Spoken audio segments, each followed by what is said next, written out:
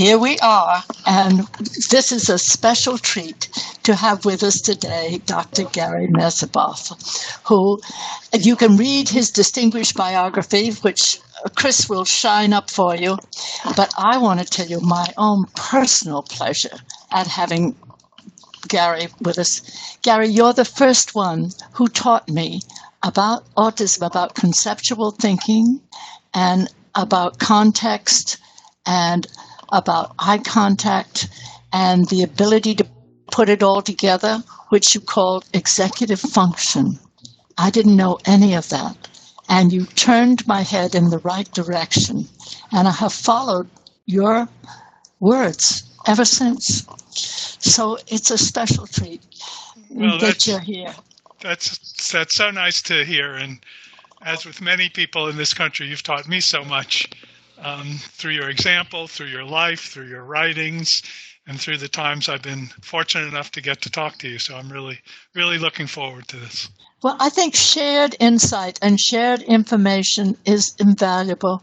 It doesn't mean you can always solve whatever problem you're facing, but it gives you an insight into it that makes it possible.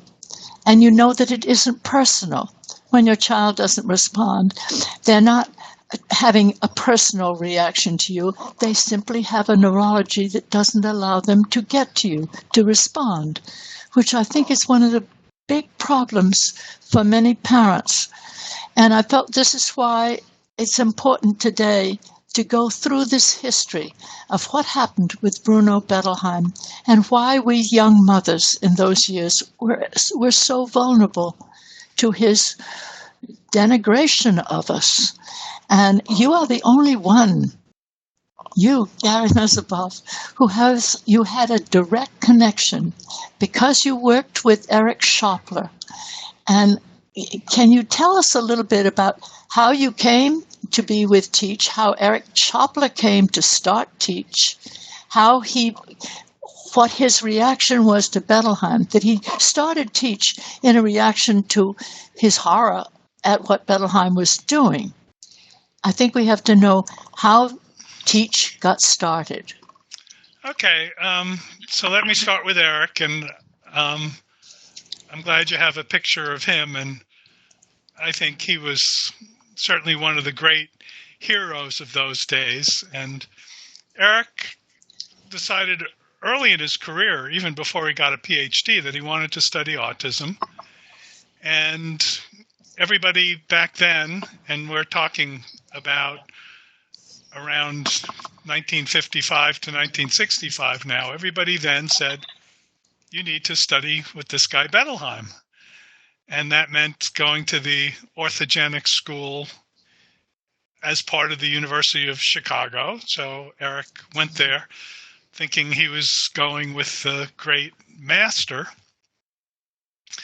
And from the start, he was a little bit confused about what he saw. Eric, I don't think, had an identity as a psychologist, but it was forming, and he certainly wasn't a Freudian psychologist. So the idea to him of the relationship between the mother and the child as being so important, that made sense to him.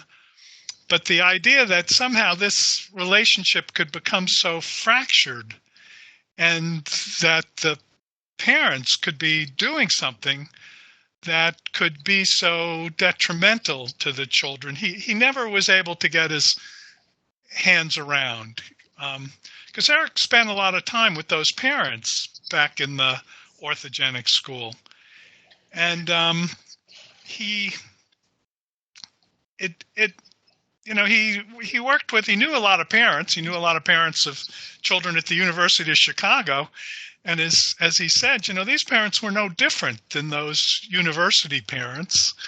And they were strange sometimes a little bit, but nobody was accusing them of doing this harm, right? And calling them refrigerator mothers. So right from the start, he was uncomfortable with that, and it didn't make sense.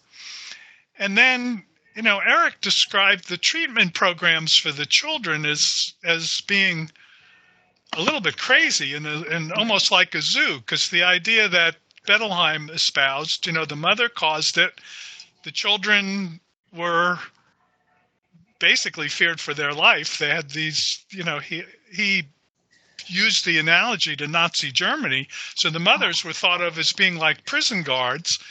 And so the children were withdrawing into themselves as a way of protecting themselves. This was the withdrawal from this mother who they were afraid was going to do them harm. And so the strategy was you had to let the children cathart. You had to let them get it out of their system. And so the treatment, these were children with autism. They had had no early intervention. And now you're putting them in a room and you're encouraging them to hit each other. You're encouraging them to pee or poop in the testing room. And they must have just gone wild. It's exactly what they did. And this was therapy. And Eric always said that he really felt sorry for the mothers in particular, and that was what was the basis of TEACCH. But he said he also felt sorry for the therapist. He said to me, can you imagine if the most exciting thing that happens to you one day is if a kid poops? Because that was the ultimate in letting it all out. The kids would actually urinate and defecate on the floor. Something we don't let animals do. Right, exactly. And Bettelheim wasn't much easier on Eric than he was on the mothers. And he was pretty intimidating. So, Eric would say whenever you were with him, you kind of had the feeling that you must be wrong and he must be right. But then on the other hand, the kids didn't get any better. The kids got worse and they got worse and they got worse. So he, finally he kind of withdrew from the program. He wasn't sure what to do.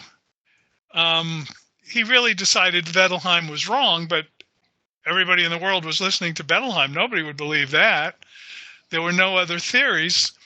And then before he came to North Carolina, one of those last summers, he actually went to the United Kingdom and he met Mike Rutter. And what they were doing there was exactly the opposite of Bettelheim. Of course, they were working with the parents and they were using structure and a lot of structure, which was exactly the opposite of what he taught. And then, and Rutter was a pretty bright guy too. So if he thought it was all right, that was encouraging to Eric. And then the kids were getting better. So those were kind of the fragments that he came to North Carolina. First and foremost, it was not the mothers, and the idea that the mother is the enemy was totally backwards. So the idea was the mother and the therapist were supposed to be co-therapists, and that was actually the first grant he wrote. So he had that idea. He had the idea that you should use structure, and he also had the idea that somehow you should have some kind of a research focus so you could prove that if what you were doing was working, you could prove the children were making progress. That Bettelheim never really had to prove that, and that was why he could stay in control by the force of his personality for so long. But that was kind of Eric's first idea. And he established something. He really established the first school, official school. Or at first it was a clinic, actually. He established. So he went to North Carolina with those ideas. But he, and then he wrote a grant to the National Institute of Health to try to implement those ideas. And the grant was funded, and Eric, I remember, said one of the most poignant moments was when he got the grant and he was really excited. $500,000, which was a lot of money back in 1964. That's a lot of money. And he got really excited until he started to think, he said to himself, oh my goodness, now I have this money. What am I going to do with the money? How do I spend the money? So he knew what he wasn't supposed to do. And he had these little ideas that it might it might work out. Eric, I met Eric after this grant was completed, and I told him this story, which he really liked and he really related to. It was one of our first meetings, and I think that is why we came connected. Because I went to was an undergraduate at Stanford, and at Stanford they were very generous about trying to find you employment if you couldn't afford the tuition, and if their grants weren't enough money. So I had said I wanted to be a psychologist and I wanted to work with children with disabilities. I knew I wanted to work with children. I'm not quite sure where the disabilities came in, but I remember one day I was a sophomore in high school, and I had to write an essay on what I wanted to do when I grew up, and I had no idea. I never thought about it, but I decided right then and there I wanted to work with children with disabilities. I wanted to be a psychologist. And my English teacher, a very wise woman, said, well, she thought that was a great idea and it was a great career for me. And the first thing she would suggest is that I learn how to spell disabilities. So I did, and that launched me into my career. So anyway, at Stanford, they introduced me to a young man who had polio. And that really resonated with me because I was a polio pioneer.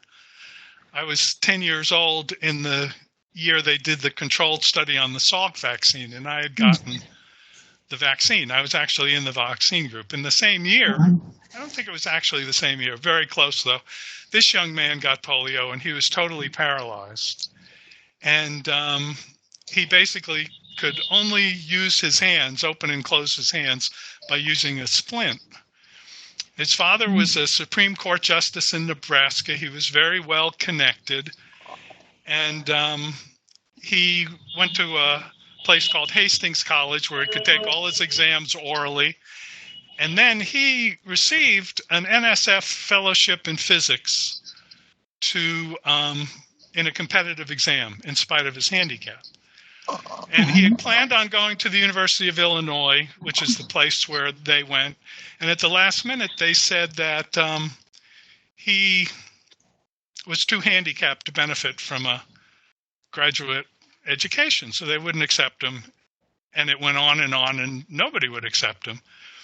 And then somebody told his parents, well, why don't you try Stanford's physics department? Because they have two Nobel laureates who happen to have kids with autism. And they, that might be a place that would do the accommodations that you need. And so he did, and they said, okay, we'll do that, and then we'll hire somebody, and we'll pay him for his tuition and his room and board and a stipend, and he'll live with you and take care of you. So that turned out to be me. So they offered me that job, and that was how I got started. So I told Eric this story, and then I said, I agreed to do it. And then I was a little overwhelmed because this guy needed someone to help him use the toilet. He needed somebody to get him up in the morning, to go to bed at night. He had a motorized wheelchair that he had designed. And and Stanford was a big campus, and I was an undergraduate, and he was in physics, and I was in psychology, and he was a graduate. So I was trying to get my head together as to how to put all these things together. And so the dean of students was explaining all of this to me and how excited they were about being able to provide him with this opportunity. And I said, well, okay, this is fine, but how do I do this? How do I put it all together? And the dean looks me straight in the eye and he says, I don't have the faintest idea. I said, but at Stanford, we don't tell people what to do. We get good people and talented people, and we tell them to figure it out, and we provide them with all the help we can get. And so somehow I did, and Eric really laughed at that because I said, that's exactly what happened. So they got the first parent and the first three parents, and he and Bob Reichler, who was the co-founder, and they went into the room with the kid, and they had everybody in the clinic through this one-way mirror, and they figured it out. And some of the notes from those early days, and that's really when the program evolved. So it started with a couple of ideas. a very talented mother, and then just starting with their first 10 or 15 clients, going in that room with the child and talking about what they were doing, and then trying different things, and then started to put together, the ideas of structure and structured teaching. Structure. And it was based on structure. That's why he called it structured teaching. What? I have to throw in here what happened with Temple, because one of the interesting things about New England is Puritan. We don't lie down on couches and tell people our troubles. We stand up and face them. So they're wary of Freud, and they're big on education, just exactly what you developed. And when Temple was born in 1947, and she was 2 then, so we haven't even gotten to 1950, it's 1949, he said, I think she's going to learn to talk, but let's speed up the process. And he told me who to go to. There was a little tiny network of people who were beginning to do exactly what you're describing, Gary. That's what I think, They yes. were just putting together a little program, because Temple also had to learn how to sit in her little chair and wait her turn. There were other children in that little school. And it was her first lesson in being conscious of the needs of somebody else. Exactly. This was the same thing. People sort of playing around, getting a group of people together, trying different things, seeing what worked, and then trying to, eventually apply it to the next children, and then apply it to the next children. Developing it. Yeah, but it was really developed in the clinic, and it was really developed one-to-one. How did you come up with understanding about conceptual thinking? I should just give the aside to anybody who doesn't know what I'm talking about. I think always of Dr. Nancy Minshew's example. She said you can say to a little boy on the spectrum, point to the shovel, and he can point to it. But if you say to him, point to the thing you dig with, he's lost. That's much harder. That's much harder. He doesn't have the idea of what the shovel is for. So you called it, to me, conceptual thinking. Right. How did you come up with that? Well, so when I came to North Carolina, I came actually on what were called the UAFs back in those days. I was one of the first people in that, when President Kennedy, who had the sister who had a developmental disability and was aware there were no professionals trained to work with it, I think it was 6 or 7 months before he was assassinated, he signed into legislation a clinical and research training program for people with MDs or PhDs. So it had to be people at the highest level just to learn about developmental disabilities. So after I got my PhD, that's how I came to North Carolina. They were one of the first to have the program, and Eric was one of several mentors. And I worked with autism, and I worked with other developmental disabilities. In what way? When you think back, what mattered the most that you got from Eric? Well, I think what mattered the most to Eric was I was working. I've lost your picture. I was working in schools, so that's why I think he was interested in that. For me, that's what I brought to him. I think what I got from him, first of all, just the courage. If you're right, the idea you can figure it out, and then if you're right, you'll prove it to other people. I mean, Eric came into North Carolina, and that was a Bettelheim program. So he was a young assistant professor, and these were his bosses, and they all believed in Bettelheim. And he had to come up for tenure in 5 years, and he said they're wrong and I'm right, and I'm going to prove it to them. I'll tell you one other story, and this is, I think, another thing that attracted me to Eric, but again, another good learning lesson, because Eric never let me forget this and why this was so important. When I interviewed it, so I was in this training program, and then the program decided to hire me. So that was my first job, was 5 years teaching the other people who were part of this UAF. I've lost your image, Gary. Oh, so have I. It's Okay, it's you have okay. two. He's Okay. he's got some low bandwidth going on, Gary. So you will probably come back in a little bit. It's Okay. probably just having a little trouble Okay, getting I just through. wanted to check because I wanted everybody else to see you. So go on, Carrie. Don't stop. Don't stop. Yeah. So I was in this program. Eric was only one part of it, and I had to give a talk when North Carolina offered me a job now to be a trainer in this program, training professionals in interdisciplinary work. And I had just gone to a meeting about normalization, which was a very, very important movement in developmental disabilities. I think inclusion and integration grew out of it.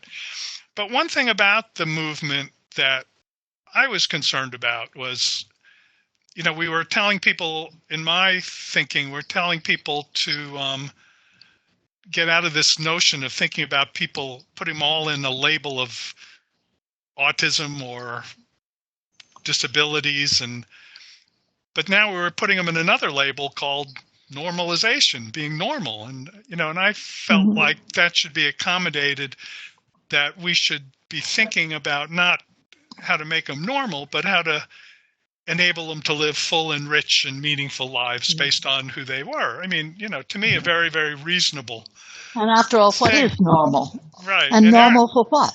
Exactly. And Eric was the editor of the Journal of Autism, and he wanted to publish it. And I said, great. And he got these letters who were, ready to throw me out of the country, thinking this was I was a traitor. I'm just, I didn't want to give them normal lives or anything. I was a traitor, and Eric was quite taken aback by that and a little bit embarrassed. You didn't see Eric get embarrassed very often. He was a little embarrassed. And he said, what do you want to do about this? I mean, these are the worst, or the most contentious and angry and nasty letters I've ever gotten. And if you want me not to put it in the journal, then I won't. And I said, well, let me think about it. And then I went into his office the next day and I said, well, I've been thinking about it. And I say, part of the problem is, you can't have another independent talk in this field. And I don't know how to tell people better that it's a problem than to let them read this stuff and let them see what you think. Well, Eric loved that idea, but that's also, I think, an idea I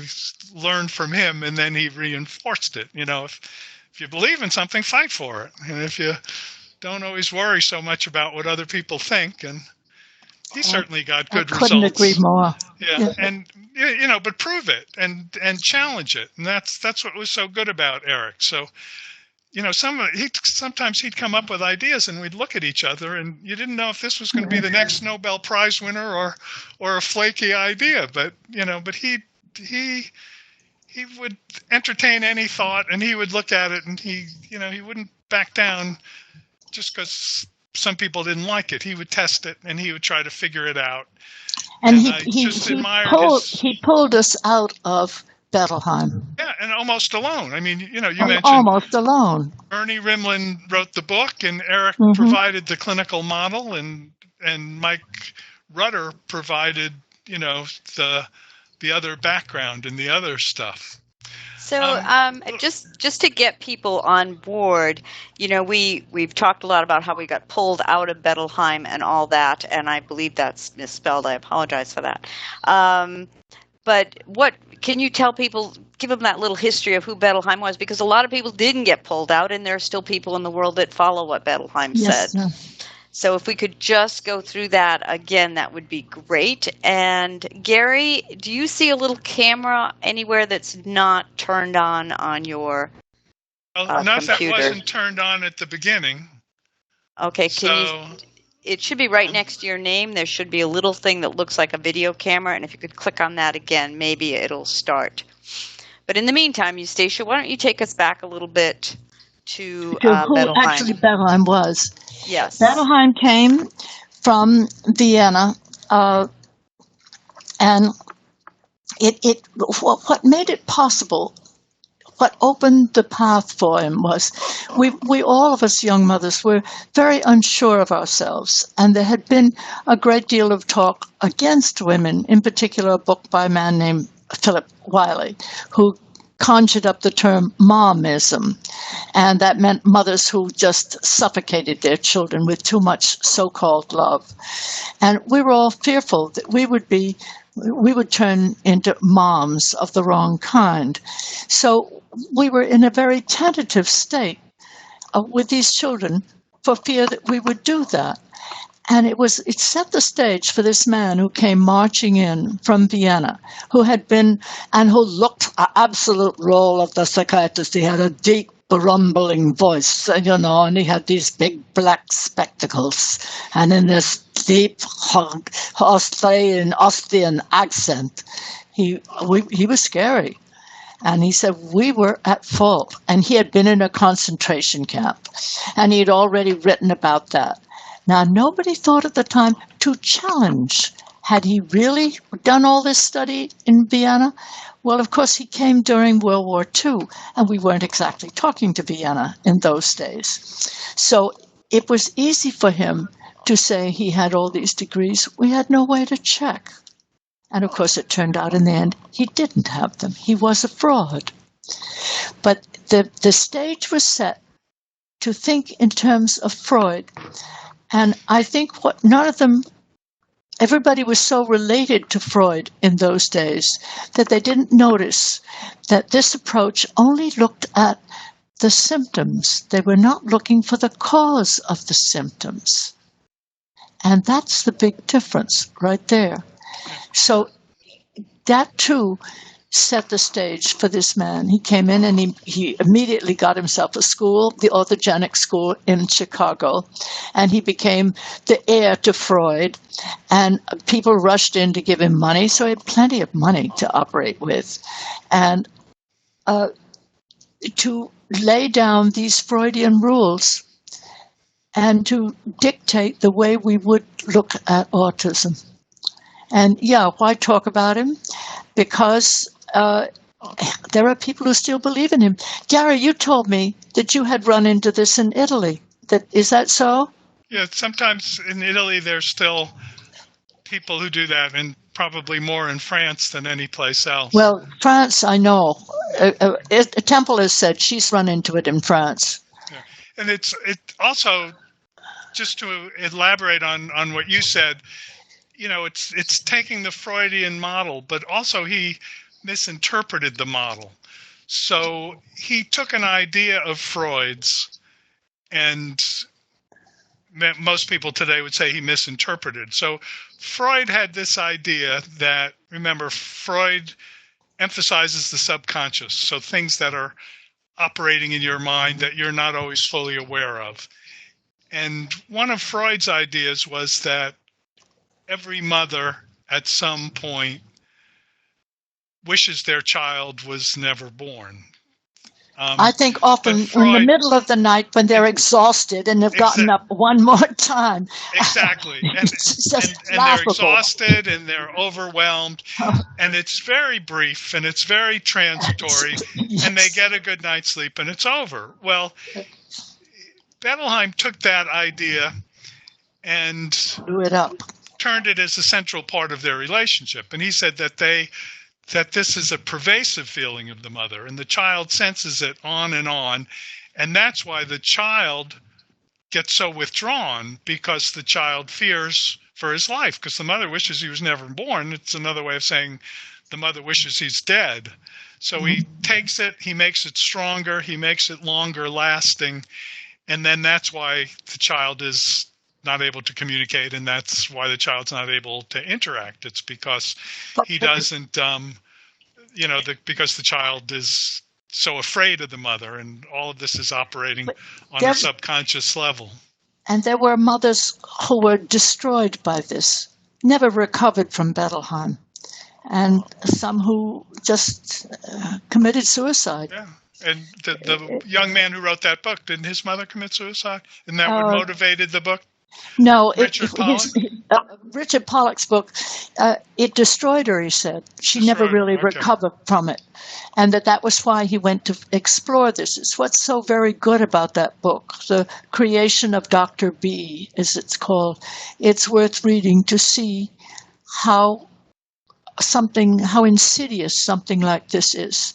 Yet also, we forget that right after World War II, television was brand new. We'd never had a television set. So suddenly, there were these authorities looking at us out of a screen and telling us about ourselves. It was very intimidating. So all of those points fed into this, and they're still there. That's why we have to keep it in mind that this kind of pop thinking, I liked what Eric Schopler wrote about the pop thinking. I think I sent it to you in brief. It was something he published where he warned us against the danger of collective popular thinking. It's easy, and also to easy answers. And the problem is, blame is the easiest answer of all. Yeah. One other thing I guess I'd like to say about the direction Eric took, which I think was incredibly important for the field and started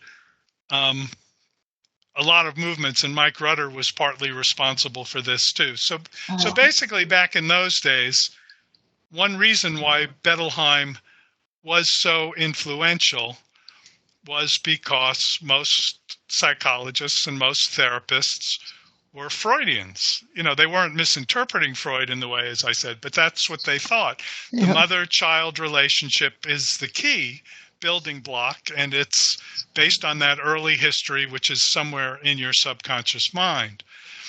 Okay, so then Bernie Rimland writes this history in 1964 where he very articulately makes an argument for the biological basis, the cognitive basis. The brain is the difference in people with autism. Their brains function differently.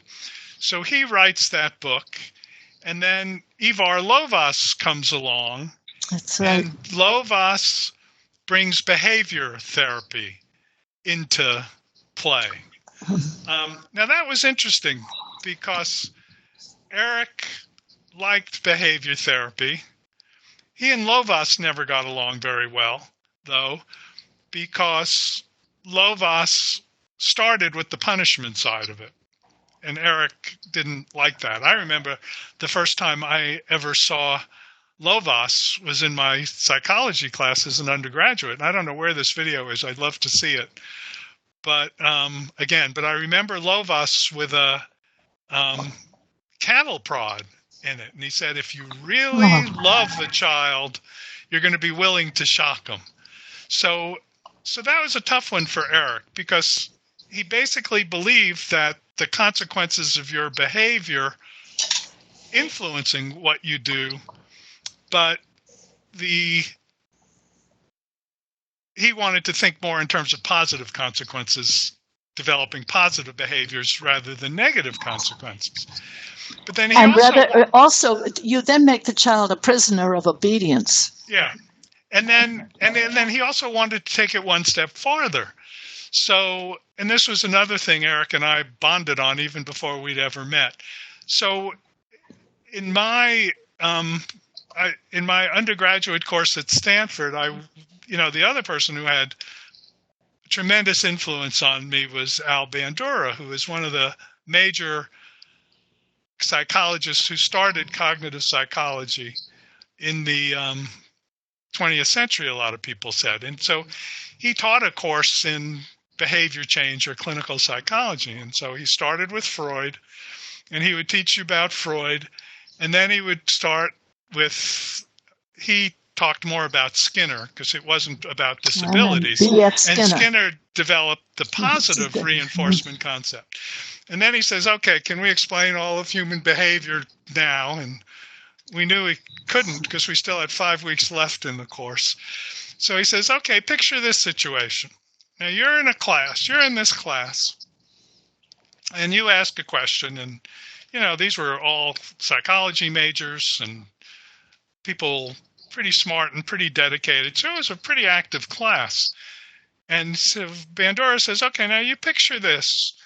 Somebody asks a question, and I go up to him nose to nose, and I go, You know, that's the dumbest question I have ever heard in my entire life. How could you possibly sit in this course and ask a stupid question like that? I've never heard such a ridiculous question in my whole life. How did you get into this university if you ask a question like that?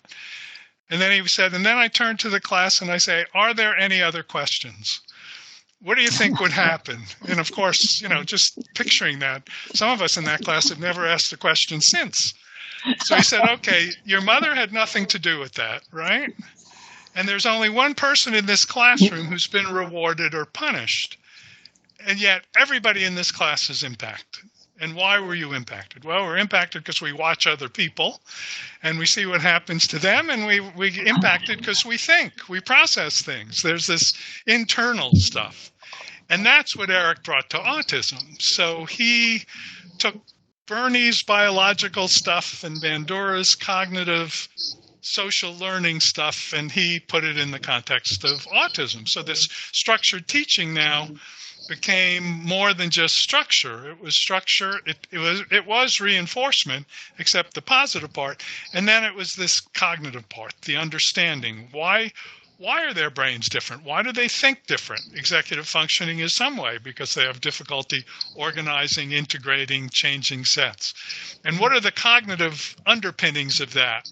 And that search continues to go on. And I think it formed other intervention strategies that, also are based on structure, but based on different kinds of cognitive principles. There's also the connection between the two. How do we connect? You see, most of us, not only do we have executive function, but we look at each other. Right. And we connect. Right. And that's why you can come to act on what you've decided. And that's what very often they don't do. No, they don't. Even if they look, they don't see on that. They don't. Level. Their they look don't learn does not achieve the same thing. Right. Because I've had young people on the spectrum say to me, "See, I can look you in the eye," and I think, well, what are you really thinking? Other than, "See, I'm looking at you." We're still not quite connecting. That connection it seems to me. Well, we're not connecting with them, but they're not connecting one idea with the next. Take Nancy Minshew's example. What are they not connecting in that example? Exactly. What the shovel does with what it's for. A big part of almost everything we see in the world, when we learn what it does, we know what it's for, and we automatically make that connection. And I think it comes very young. I've always told the story of my youngest grandson, who's now a senior in college, but his first words were not mama, dada. He was sitting in his high chair, and he said Oreo and pointed to the cookie jar. He already understood what a cookie was for. Right. And he already knew how to share information. He looked at us and he pointed at the cookie jar. And this was a baby who hadn't yet really begun to talk. In other words, that connection had already happened before speech. Well, and that's an interesting way of connecting those that I've never thought of before. But another way, as I listen to you speak, another way I think of that is he doesn't know what a mother's for either. So sometimes, because they lack that communication and they don't realize that extends your possibility. But a lot of times a mother of a young child with autism will say, well, Billy's very independent because he'll come into the kitchen and he'll climb up on the counter to get his cereal in the morning. And he doesn't even wait for me to get it. And I try to explain to him, that's not because he's independent. It's not because he doesn't have to figure out. He hasn't figured out yet. It's an easier way to get it. You just say, Mom, I want the cereal. What a typical child figures out right away. So that's another connection is what people are for and what they can do. What people are for. I think of a mother who said that her daughter always just took her hand and then tried to use it to open the refrigerator door. Right. Use it for a tool. Exactly. Rather than saying, Mom, can I have the milk? And I think this lies at the heart of why certainly mothers, get thrown off by autism because the usual connection of mother to baby isn't there. Right. And they're lost too. So Right. two people are lost. I'm going to interrupt just for a minute because I want to get back because we have both of you together here, and this may not happen again. Then I'll be able to. It's a captured audience, but you both lived through a time when Bettelheim was, there, and yet all these people were challenging him very quietly. Nobody came right out and said, except Pollock, that Bettelheim was wrong. I mean, you all kind of went and discovered, well, maybe he's not right. I think we have trends today that parents are following and pop theories. And are there anything you can tell parents? Because, I know with applied behavior analysis and intensive behavior supports and all the things that parents are jumping on and insurance companies are paying for it. And yet I tend to hold back and say, is that really right for your child? Are you really thinking? Is there anybody else that's got any other ideas? How do you feel about some of the trends that are out there today? And Gary, why don't you take this first? Well, there is first of all, there's one big difference between today and back then. And there's a video, Eustacia and I were talking about this, called Refrigerator Parents. Mm-hmm. And if people are interested, if you Google that, you can get that video. And it's about those original refrigerator parents, like Eustacia. It's that group in New York City. And there's this one mother at one point, I think this is the most poignant part of the video, where the mother explains in a limited version what Bettelheim was and what Bettelheim said. And then she looks at the camera and she says, and the world fell for it. And that changed everything then versus now, because the world fell for it. So everybody was saying that. It's like you're in a room and everybody's believing something. So I think it's you can disagree today and not be labeled some kind of crazy person, because there's no theory that everybody falls for. So that's one thing. Second of all, I think today there are a lot of different theories, and always some dangerous ones. Sometimes funny ones and dangerous ones. Like wild boar therapy, I remember, was one where if you eat zebra and lion meat, that cleanses your body, and then all of a sudden everything's okay. Well, you don't have to go out and hunt it yourself, so it's not dangerous, but it's expensive to get zebra and lion meat delivered to your door, and these parents don't need that. But so there's always been ones like that. But now there's one related to bleach and having the child to drink this bleach, and which could kill them in certain extremes. So some of them, are just, you have to play it out and you have to try it, and then some of them are just you move confusing. On if it doesn't work, but some of them are also dangerous. So yes, I haven't heard the bleach one, so that's horrifying. That I've just read. So I guess what I would say to parents is first of all that there's stuff you can read which evaluates different kinds of interventions. There's a book that just came out from a large research group in the United Kingdom, which very carefully and thoroughly, impartially goes through a lot of different interventions, tells you some of the advantages. So if you're a reader and you want to do that, you can. The other thing I try very hard to get them to do is to test it. If you're doing something and you think it works, even if the research says it doesn't, it might work for your child. This is a very idiosyncratic disability. The thing that sometimes is hard to do, and fortunately, having been blessed by good mentors and good trainers, this comes natural to me, and I'm not offended by the idea. But you got to be careful, because if you know what the intervention is, you influence it in ways you're not aware of. So that's why they always talk about double blind, and why they always, sometimes when I give a parent that idea and I say, okay, you can try this on alternate days, but make sure somebody else gives them the vitamin, or make sure somebody else tries the intensive intervention, so you don't know. And then they think, well, but I'm not biased. I'm not going to bias it, but we're all biased. We can't help it. We are. If we think we know what's going to happen, we do influence the results. So if you can sort of convince them of that, and it's not a shortcoming and it's not a lack of trust, but if you're really convinced this works, you've read about it, and maybe there's mixed reviews, and maybe then it's not dangerous. That's a big one for me. Then maybe, just try it for a month or try it for 2 months, and then let the teacher implement it, or let your husband, or let your mother, or let your kids. And then, let the evidence tell you whether it's working or not. And then there are more and more people around today who are knowledgeable and who will discuss it with you. And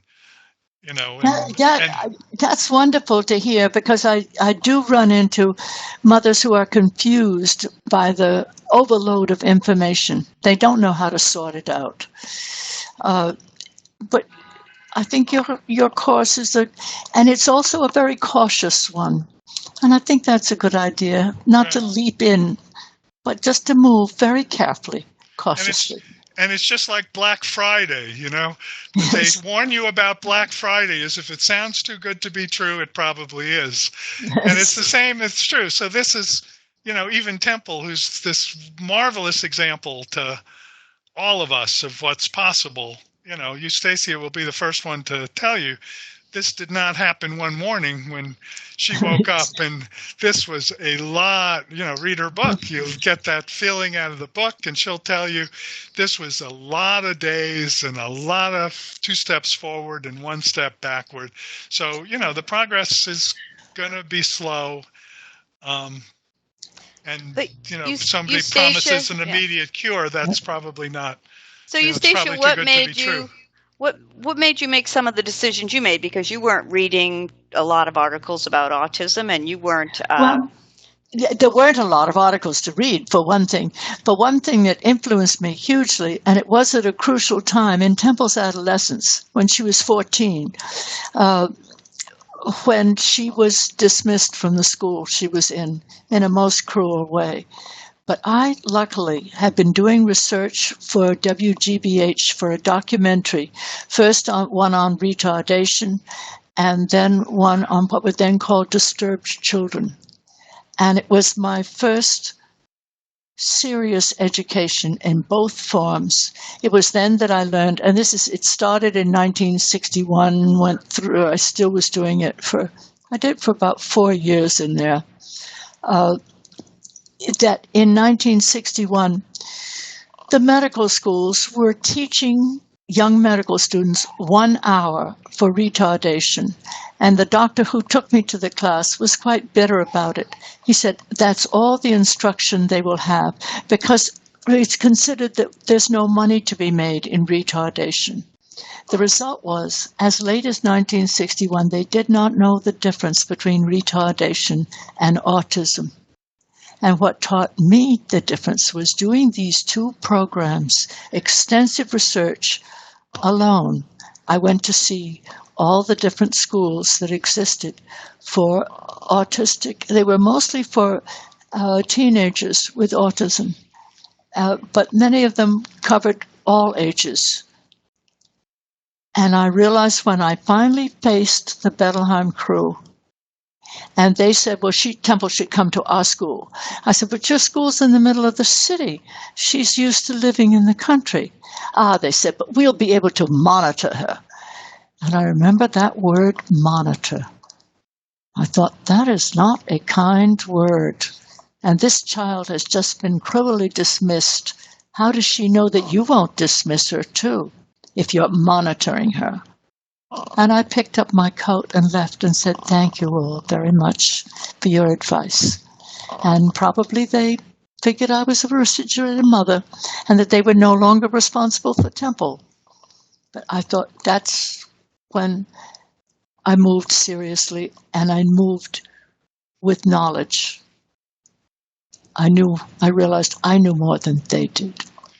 When Temple was growing up, was there anything you could read? I remember In the late No. 60s, I went into the local library, and there was one book on autism. It was Bettelheim's The Empty Fortress. The Empty Fortress, yeah. Right. No, because you see, Temple, she was born in 47, so this is the 50s. Right. So by the time we hit, 1962, she was, 14? So that's when this happened. Early 60s. Bernie Rimland's book was 63, 64, something like that. Yeah, that hadn't come out yet. So did you see that book when it came out? Were you made No, aware I didn't. of it? I wasn't made aware of it. Uh-huh. I wish I had been, but I think it would have just made me feel better that I had made this bold decision and that he would be behind me. For sure, yeah. But I also was lucky in that each teacher who taught Temple taught me at the same time. There was this little network of gifted teachers, and I realized as I look back that, of course, it was before Women's Lib, that now these women would be heads of schools, doctors. In those days, women were allowed 3 things. What was it? Stenography, nursing, and any kind of service. Maids, essentially. There wasn't much else for women. Teachers. They were allowed to teach in school. Teachers, stenography, and nursing. That's all. And these women were brilliant. And they also, most teaching is an art. It can't be done by a system, as you know, Gary, all too well. You have to figure out the child, respond to the child yourself, and decide how to help. And that's what these women had. So I feel Temple was lucky, and I was lucky. And I think the teachers were lucky too, because I'll bet they learned as much from you as you did from them. We shared. Yeah, and that's what Eric and Bob Reichler's early sessions were like. It was the mothers were in there, and the therapists were in there, and then a group of people behind. And I mean, it was a real sharing of ideas, and and you came to realize back then that nobody was right or wrong, but a mother sees a child in different circumstances, so they have different information. And then a professional who's seen a lot of children in the same situation, well, we come with a different set of information and a different, and the real openness back in those days. And, you could just sit around and talk. Exactly the same thing, that the mothers had taught her so much. Right. Yeah, because we can't climb into their house and see what they do all day long. I have a personal question for both of you. Now, we look at Leo Connor, who did this huge about face, which he must have been an amazing person that he could be going so strongly down one path and then go, oops, sorry, I was wrong. I really I shouldn't have said that, and that was my whole theory's changed. Have either of you had something where you were going down a path and realized that it was wrong and you did a complete about face? And have changed the way, or not? I don't know. I've done a lot of that. I've just had to do a lot of oops. I think I'll go another road. But they were small things. I think what Leo Connor did was an extraordinary thing, and it says something about him as a person. And I think his apology to women at that first autism meeting was incredible. He came forward, and by this time he was old and frail, and apologized to all the women at that first autism gathering in Washington, D.C. in 1969, I think it was. What about you, Gary? Yeah, well, it's a very humbling field. So every time, back in the old days, and we still do this now, when I'm behind a one-way mirror and I'm watching a child being evaluated, and I say, now he's going to surprise you. I bet he can do that. And then, of course, the child doesn't do it. Or the other thing that happens is I said, the mother's trying something, and I say, talking to her through it, well, he's not going to be able to do that. Maybe we should back down. And she said, watch me, so as people I've worked with for a long time say, in a funny way, they admire me because I still make predictions.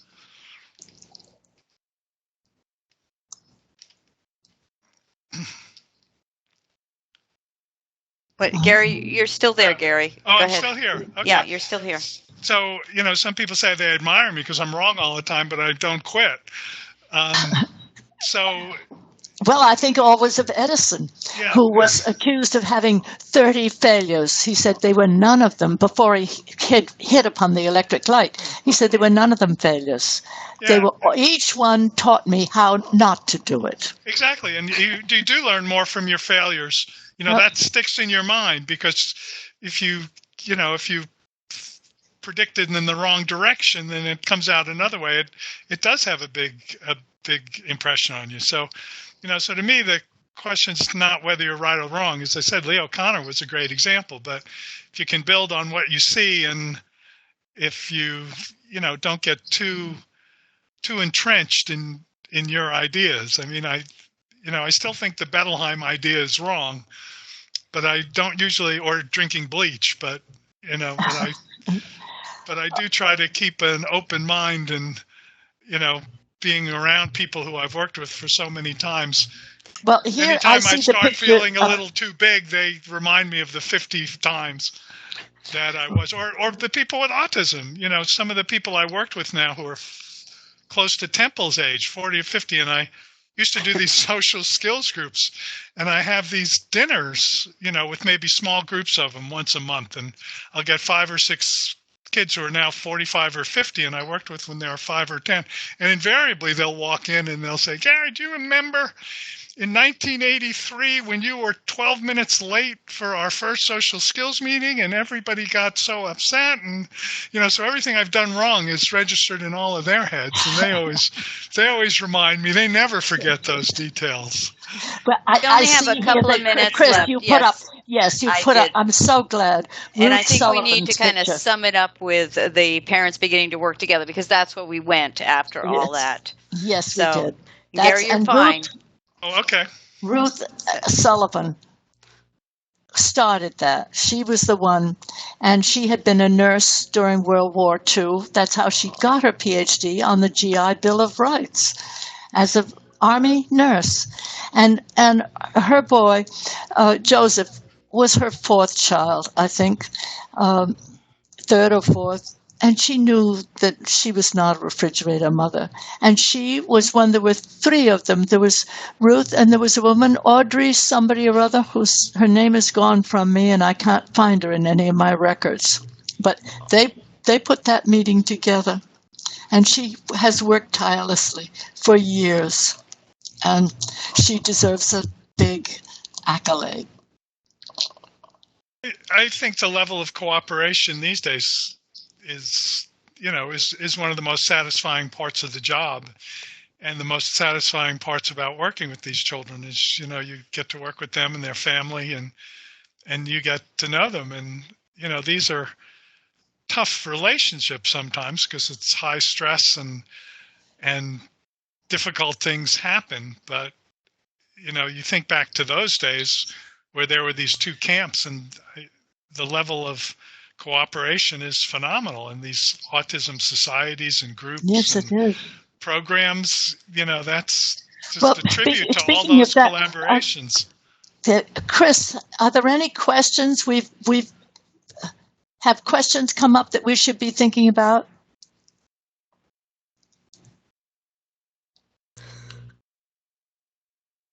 No. And I'm coughing. So. No questions. No. Okay. Excuse me, Gary. I didn't mean to interrupt you, but okay. I just thought that we ought to. That was a good thought. And I did interrupt. So we need. I'm sorry. We need to close it up. Well, that's one of the reasons I did that, because I looked at the time and thought we're coming to the end of the hour. But Gary, I hope this is to be continued. Oh, I do too. I think we have to pick up where we left off and do another. Well, I always learn a lot, and I love to listen to you, so I'm up for it. I love to listen to you. I'm up for it anytime. Thanks good. thanks for having me. Thank you. And Thank you so thanks to much. all of you for putting this together. Great. Thank you. To be continued. Okay, bye-bye. Bye-bye. Bye. Thank you, everyone. Thank you.